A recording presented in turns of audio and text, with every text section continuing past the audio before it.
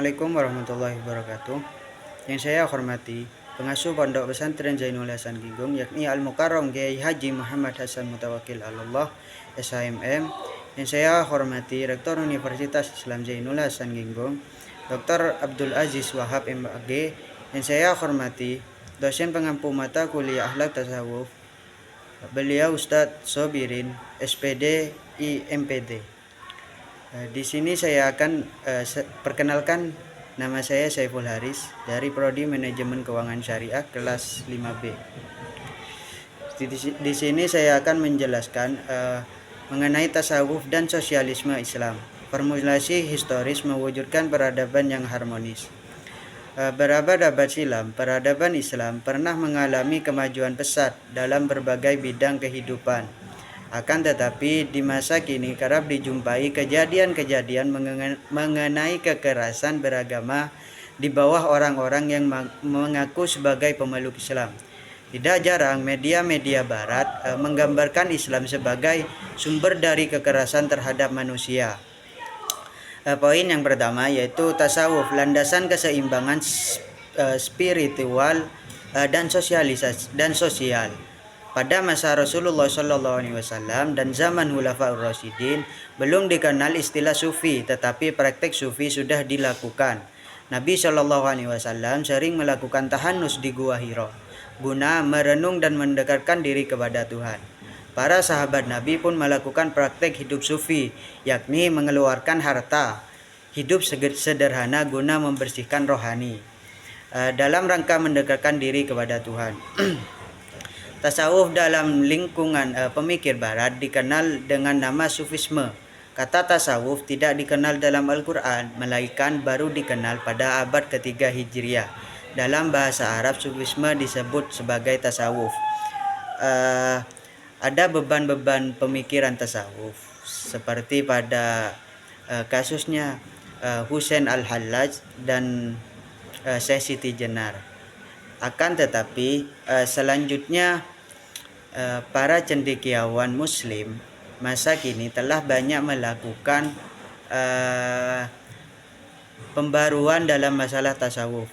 Hal itu didasari oleh pemikiran Islam klasik kenamaan yang bernama Imam Al-Ghazali.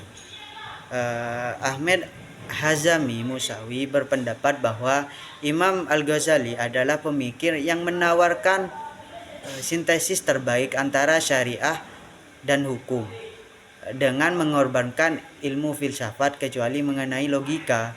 Yang kedua yaitu sosialisme Islam, keadilan berbasis ketuhanan. Sosialisme Islam pada hakikatnya itu dilandaskan pada Al-Quran dan hadis seperti Cokro yang mendamaikan keduanya, yang didasari oleh semangat memperjuangkan nilai-nilai kemanusiaan untuk keberlangsungan hidup sesama makhluk sosial dan sesama makhluk Allah. Keterkaitan di dalamnya mencerminkan dalam ajaran Islam yang percaya pada pengetahuan tentang hidup setelah mati. Keadilan hidup adalah bagian dari sosialisme dalam Islam yang berhubungan dengan pertanggungjawaban di hari akhir nanti. Keterkaitan dengan hidup yang baik dan balasan yang setimpal atas kebaikan di dunia. Tasawuf yang menekankan kepada pendekatan diri kepada Allah akan membawa kesadaran akan konsep cinta universal Allah Subhanallah Ta'ala, yang akan membentuk banyak sekali cinta sebagainya, yaitu format turunan. Tugas manusia adalah menjaga cinta transender tersebut dan memelihara cinta sesama manusia dengan tidak mengorbankan cinta Tuhan dan manusia lainnya. Kita dapat mengumpamakan seorang pegawai pemerintah yang telah memiliki keluarga, kemudian dia mencintai istri dan anak-anaknya. Dengan alasan mencintai keluarga, ia tega melakukan tindakan korupsi. Jelaslah, pegawai pemerintah itu tidak mempedulikan orang lain seperti rakyat kecil yang juga memiliki cinta kepada istri dan anak-anaknya. Sebagaimana dia telah korupsi dan menggerogoti kemampuan negara dalam hal pembangunan, pendidikan, Kemudian maka pegawai pemerintah itu juga tidak mewujudkan nilai keadilan karena telah melakukan penindasan yang amat ditentang dalam sosialisme Islam.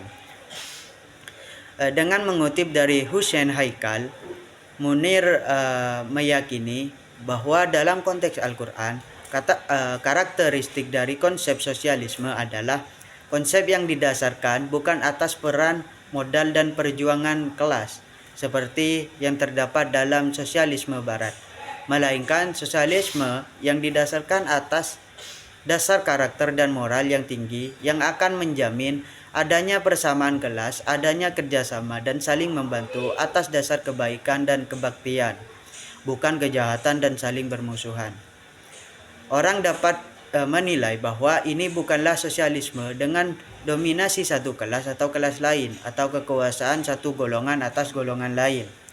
Poin yang terakhir yaitu revitalisasi kesejarahan melawan ekstremisme.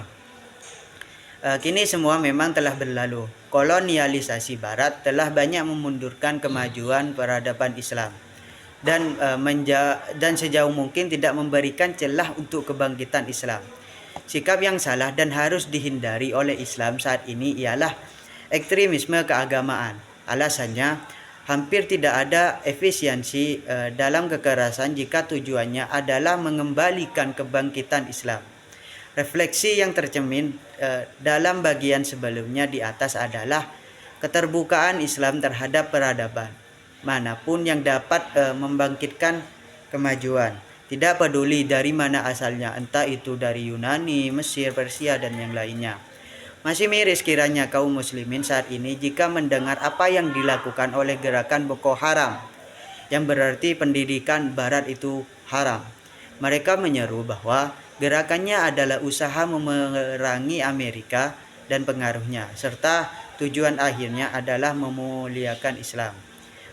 Beberapa tahun lalu dilakukan pembebasan tahanan Boko Haram oleh militer Nigeria pada tanggal 2 Mei 2015. Tapi nasib buruk juga seolah tak mau pergi dari puluhan gadis korban penculikan Boko Haram yang telah dibebaskan. Mereka datang dalam keadaan kondisi hamil dan kini menjadi ejekan sebagai istri-istri Boko Haram. Makna jihad telah dinistakan sedemikian rupa karena kekerasan hanyalah menyulitkan umat Islam dalam berdakwah. Pers luar negeri tidak jarang membuat berita-berita provokatif yang digeneralisasi untuk menyudutkan Islam. Inilah pentingnya ilmu pengetahuan sebelum melakukan amal perbuatan, karena pada dasarnya manusia adalah buah ilmu dan hasil yang dipetik itu adalah ilmu. Itu yang bisa saya sampaikan mengenai dengan tasawuf dan sosialisme Islam. Jika ada kesalahan mohon maaf. Allahul muwaffiq ila aqwamit thoriq. Assalamualaikum warahmatullahi wabarakatuh.